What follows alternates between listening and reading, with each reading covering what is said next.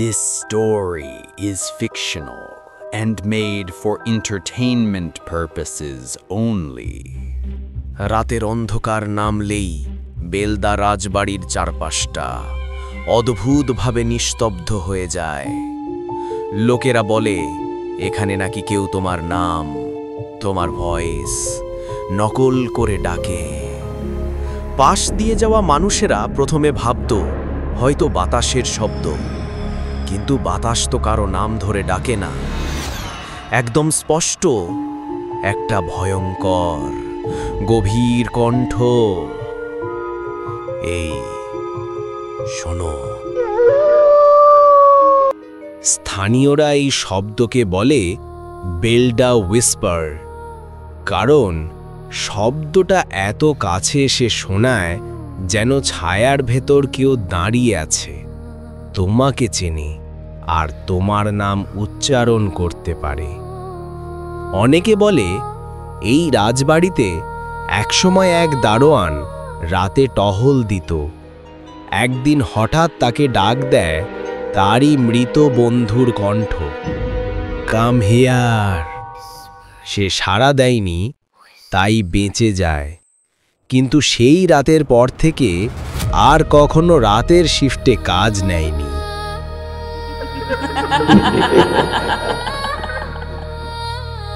মজার ব্যাপার হলো যে ডাক শোনা যায় সেটা মানুষের মতো হলেও কণ্ঠে একটা অদ্ভুত একো থাকে, যেন শব্দটা ঠিক মানুষের মুখ থেকে বের হয়নি, বরং দেয়ালের ভিতর থেকে অথবা পুরনো গাছের গুড়ির ফাঁক থেকে এসেছে। অনেকেই যখন এই রাজবাড়ির পাশ দিয়ে হাঁটে তখন হঠাৎ সব কিছু চুপচাপ হয়ে যায়। পোকামাকড়ের শব্দ নেই, বাতাস থেমে যায়, আর সেই মুহূর্তেই তোমার নাম ধীরে টেনে একটা ঠান্ডা কণ্ঠ উচ্চারণ করে। সারা দিলেই নাকি চোখের সামনে অন্ধকার ছায়া নড়ে ওঠে। তবে এটা কারো ক্ষতি করে এমন প্রমাণ নেই, কিন্তু যারা শুনেছে তারা আজও ঠিক সেই রাতটার কথা এড়িয়ে যেতে পারে না।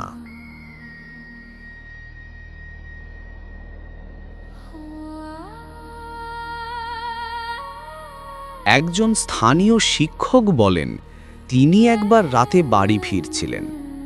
হঠাৎ ছায়ার দিক থেকে শুনলেন, স্যার, লুক বিহাইন্ড। তিনি পিছিয়ে তাকাননি, কারণ তিনি জানতেন এই রাজবাড়িতে অদৃশ্য কিছুকে পাত্তা দিলে ভয় বাড়ে, বিপদও বাড়ে। বেলদা রাজবাড়ির মূল উত্তরসূরিরা থাকতেন শহরে। তারা বড় ব্যবসায়ী, শহরের আলোয় অভ্যস্ত। গ্রাম্য লোককথা বা বেলদা হুইসপারে বিশ্বাস করতেন না। তাদের কাছে এসব ছিল শুধু সুপারস্টিশন, পুরনো বাড়ির গুজব। ঠিক তখনই তারা সিদ্ধান্ত নিল পুরো রাজবাড়িটাকে নতুনভাবে গড়ে তুলে রিসর্ট বানাবে। তাদের পরিকল্পনা ছিল আধুনিক রিসর্ট, যেখানে থাকবে coffee shop, swimming pool, children's park, cottages, sweets, everything luxury. এই রহস্যের আরও গভীরে যাওয়ার আগে আপনার কাছে একটা প্রশ্ন। আপনার এলাকাতেও কি এমন কোনো রহস্যময় জায়গা আছে, বা আপনি কি কখনো এমন কোনো অদ্ভুত অভিজ্ঞতার মুখোমুখি হয়েছেন? আমাদের কমেন্টে অবশ্যই আপনার গল্প জানান, আর আমাদের চ্যানেলটি সাবস্ক্রাইব করতে ভুলবেন না, কারণ আসল অনুসন্ধান তো এখনো বাকি। দিনে শ্রমিকরা কাজ করত, কিন্তু সূর্য ডুবলেই সবাই বাড়ি ফিরে যেত। তাদের চোখে ভয় দেখা যেত, কারণ রাতের বেলায় রাজবাড়ির আশেপাশে অদ্ভুত একটা চাপা নীরবতা নেমে আসত। 1 বছর পর বেলডা রিসর্ট পুরোপুরি প্রস্তুত।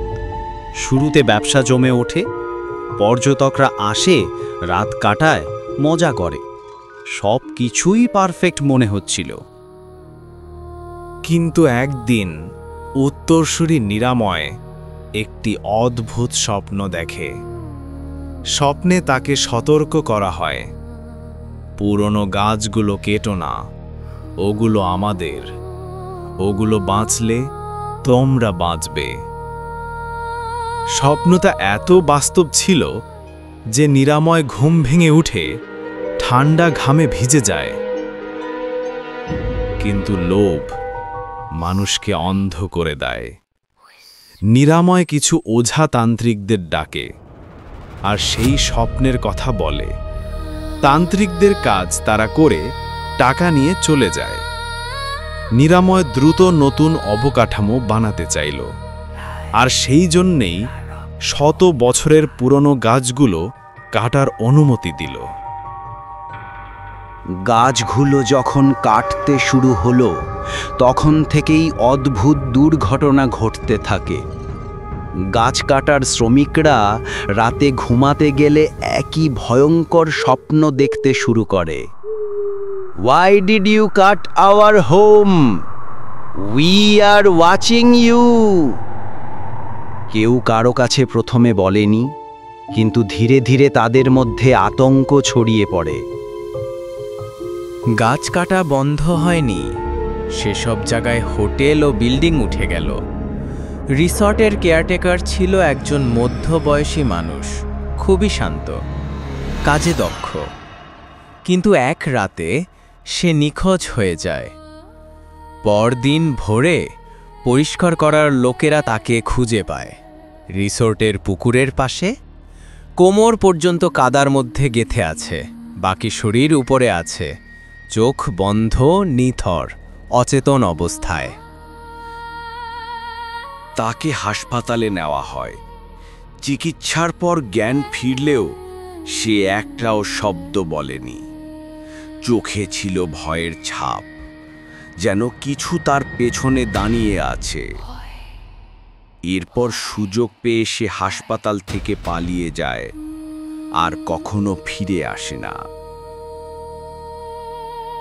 রিসোর্ট কর্তৃপক্ষ নতুন লোক নিয়োগ দেয়। কিছুদিন পর এক নবদম্পতি সেখানে রাত কাটাতে আসে। তারা ঠিক সেই জায়গায় রুম বুক করে যেখানে আগে শত বছরের পুরনো তেঁতুল গাছ ছিল।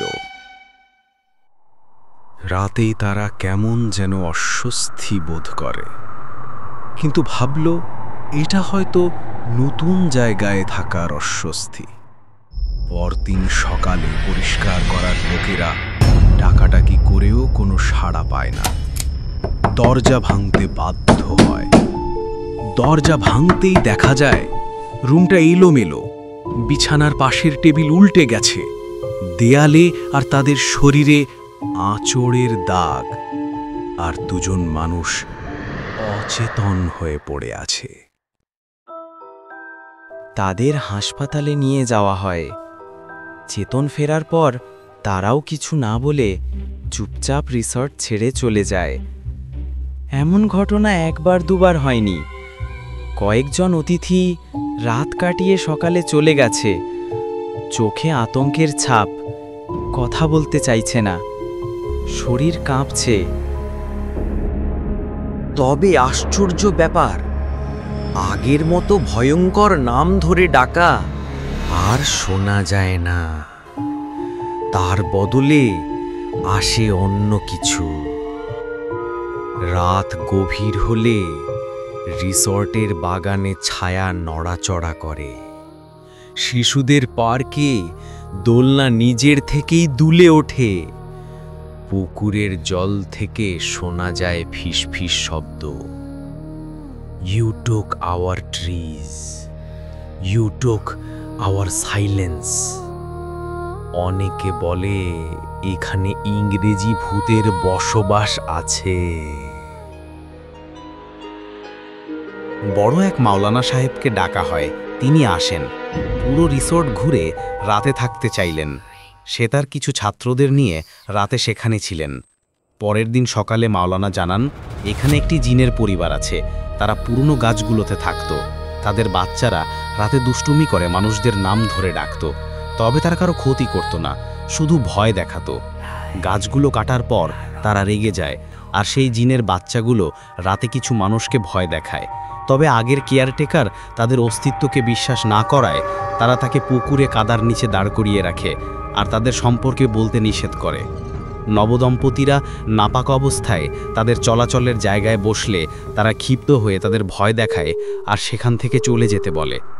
মাওলানা সাহেব আরও বলেন, আমি তাদের ডেকে জিজ্ঞাসাবাদ করলে তারা কিছু নিয়ম মেনে চলতে বলেন।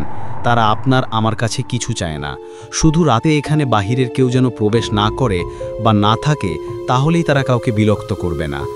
আপনার দাদু বেলদা এখানে তাদের আটকে রেখেছিলেন, তাই তারা এখানেই আছে, কোথাও যেতে পারছে না।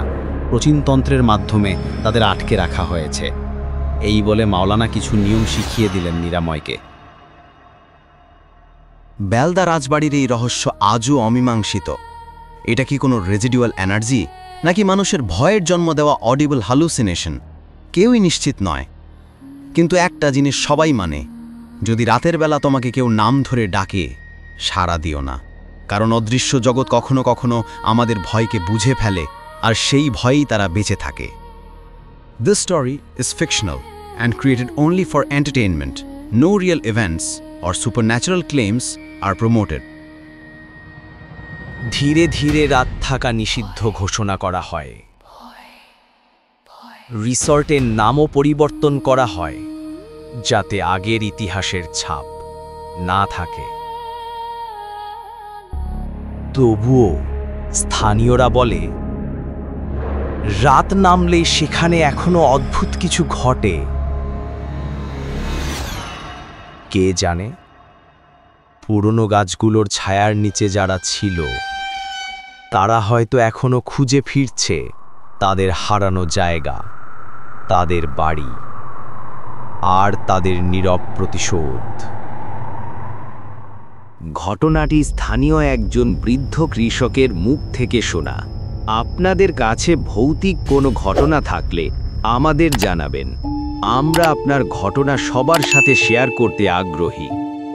সুস্থ থাকুন, ভালো থাকুন, ভূতের বাক্স চ্যানেলের সাথে থাকুন। ধন্যবাদ।